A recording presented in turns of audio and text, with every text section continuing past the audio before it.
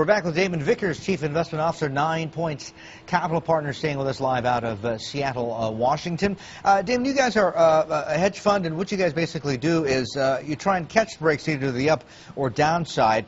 Apparently with oil, also with gold, you've done the timing pretty right. Got in just as it started to oil up past 75, gold past 1,000. Are you going to sit on those positions then? Yeah, for sure. Yeah, this is I mean, you can think a lot about it, and you can one day and have all these vacillations psychologically, but this is the time to to play ping pong, to pick up get involved in model making or something ridiculous. I mean, this is the time where you make money, where the trend develops. And so there's really not a lot to do with it. I mean, oil looks higher, gold looks higher, currencies look weaker, all for the reasons that we talked about before. I mean, you've got huge wage disparities.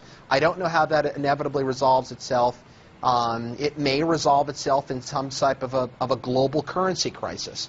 And then if the global currency crisis unfolds, then inevitably you get, I guess, an alignment under a global world government, a new global currency, and a new world order.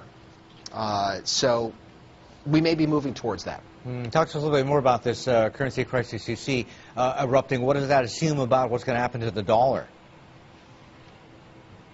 Well, it assumes that the dollar will utterly get destroyed and become virtually worthless. We have a combined, well, I mean, here's what we know.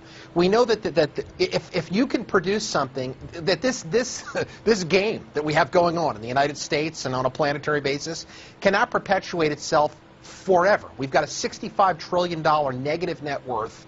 We cannot possibly meet with our health care costs and our indulgent society, which we'd have in the United States. We can't put that against the unit labor cost of a China that can produce something at $1 an hour versus $24 an hour with health benefits and all that's built into there. So how does that inevitably resolve itself? Well, so we're seeing it resolve itself. So you're saying the U.S. needs a softer, weaker, more competitive dollar, partly because of this whole wage disparity. But then again, overnight we have the productivity numbers out, 9.5%. I mean, that makes up for a lot, although at that kind of rate, it's probably not sustainable.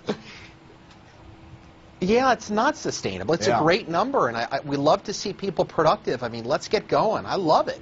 But how do you create a global marketplace so that everybody benefits, so that the standard of livings are not so great, so that you don't have this mad rush to deplete the world's resources, which is kind of what we have now? What are the initiatives that have to be carried through? And the Western economies, the United States, Europe, Canada, we don't have resources. Neither does a lot of Asia, to be quite frank. So I don't know what they're going to do with all those reserve dollars.